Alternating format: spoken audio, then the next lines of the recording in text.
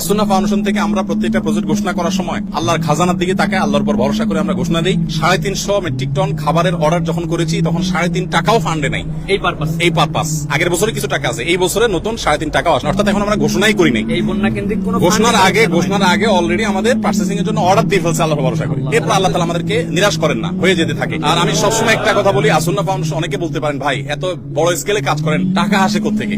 আপনারা অবাক হবেন যে গত 24 ঘন্টায় 3 লক্ষের বেশি ডিলিংস হয়েছে, অর্থাৎ 3 লক্ষের বেশি ট্রানজাকশন হয়েছে। মানুষ 3 লক্ষের বেশি মানুষ টাকা দিয়েছে, কেউ 5 টাকা, কেউ 1 টাকা, কেউ 500 টাকা, কেউ 50,000, 1 লাখ টাকা। আমাদের এখানে কোনো বড় লোকের টাকা ফাউন্ডেশন চলে না। অনেক বড় বড় শিল্পপতিরা পার্সোনালি আমাকে ফাউন্ডেশনের পুরো প্রজেক্টের দায়িত্ব নিতে চেয়েছে। আমি বিনয়ের সাথে বলেছি আপনি দোয়া করেন, ফাউন্ডেশন সর্বসাধারণ টাকা চলবে ইনশাআল্লাহ। কাজের জন্য এখানে হাজার হাজার মানুষ আসছেন, সকাল থেকে হাজার হাজার মানুষ, কত হাজার মানুষ আসছে আমরা জানি না। দুপুরে আমরা 1000 মানুষকে খিচুড়ি রান্না করে খাইয়েছি, জুমার সময় যারা ছিলেন। তবে জুমার আগে অনেকে কাজ করছেন, চলে গেছে, নতুন করে অনেকে আসছেন। আলহামদুলিল্লাহ, এটা বাংলাদেশের মানুষের জন্য বিশাল বড় একটা অনুপ্রেরণার বিষয় যে আমরা যে কোনো দুর্যোগে ঝাঁপিয়ে পড়ি। আলহামদুলিল্লাহ, আমাদের আজকে যে সমস্ত মালামাল প্যাকেজিং কমপ্লিট হয়েছে সেটা 2 ভাবে হয়েছে। এখানে যেগুলো হয়েছে এগুলো হলো সব ভারী খাবার, চাল, ডাল, তেল, চিনি, লবণ। এগুলো ইনশাআল্লাহ আমরা আগামীকালকে পাঠাবো, কারণ এই মুহূর্তে বন্যার্তদের প্রয়োজন হলো সবচেয়ে বেশি হলো উদ্ধার তৎপরতা, যেটা আসলে প্রশিক্ষিত লোকবল ছাড়া সম্ভব না। সো ওইটা এখন বাংলাদেশ সেনাবাহিনী এবং অন্যান্য বাহিনীর সদস্য ভাইরা তারা অক্লান্ত পরিশ্রম করছেন হেলিকপ্টারে বিভিন্ন ভাবে মানুষকে উদ্ধার করার জন্য। কিন্তু উদ্ধার করার সাথে সাথে তাদের যে খাবারের প্রয়োজনটা হবে, শুকনা খাবার,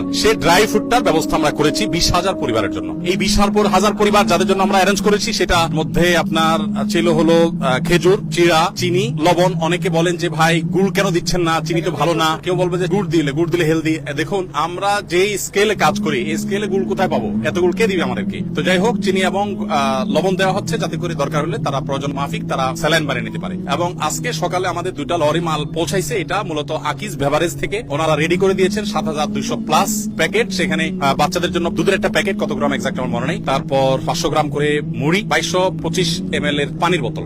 এগুলো 7200 প্লাস প্যাকেট আজকে পৌঁছাই গেছে এবং সেটা মহিপালে যে সেনাবাহিনীর ক্যাম্প আছে সেখানে আমরা হ্যান্ড ওভার করেছি এবং তাদেরকে আমরা অনুরোধ করেছি যে রিমোট এরিয়াগুলোতে তারা হেলিকপ্টার যোগে দ্রুততার সাথে যেন পৌঁছায় দেয়। আমাদের লোকজন সেখানে আছে, সেগুলো ডিস্ট্রিবিউশন চলছে। আর এর বাইরে গত বুধবার সন্ধ্যায় আমরা 3টা গাড়ি পাঠিয়েছি আমাদের এখান থেকে। একটা গাড়ি ফেনীতে গিয়ে পৌঁছাইছে, সেটা ডিস্ট্রিবিউশন হয়ে গেছে। আর 2টা গাড়ি সেগুলো মহিপালের কাছাকাছি পড়ে আছে আজকে 2 দিন প্রায় এক জায়গায়। সামনে পানি রাস্তা যেতে পারছে না, আবার পেছনে অনেক গাড়ি ব্যাকও করতে পারছে না। যারা গাড়ির সাথে গেছে তারা বুধবার সন্ধ্যা থেকে এখনো পর্যন্ত স্টিল নাও তারা গাড়ির সাথেই আছে। তো এই ত্রাণের কাজ আমরা অনেকে করতে আনন্দ পাই, ভালো কথা, কিন্তু এটা খুব সংগ্রামেরও কাজ, অনেক বড় যুদ্ধ এখানে। আমাদের আজকে যে কাজগুলো হয়েছে সেগুলো আমরা আনুমানিক বলতে পারি 1/5, 5 ভাগের 1 ভাগ কাজ। আমরা যে কাজটা করতেছি সেটা হলো আপনার আনুমানিক 700 মেট্রিক টন এখনো পর্যন্ত যেগুলো কেনা হয়ে গেছে। আমরা 500 টনের বেশি কিনেছি কালকে, আজকে আরো কিছু প্লাস করার পর 700 প্লাস হয়েছে। এই 700 প্লাস টন যে মাল আমরা কিনেছি তার হয়তো 5 ভাগের 1 ভাগ পাঠানো হয়েছে বা প্যাকেজিং এর জন্য এখানে আসছে, আর বাকিগুলো কালকে আসবে, পরশু আসবে ধাপে ধাপে, এবং এইটা হয়তো আরো 200-300 বা 400 টনে রূপান্তর হবে ইনশাআল্লাহ বিসমিল্লাহ।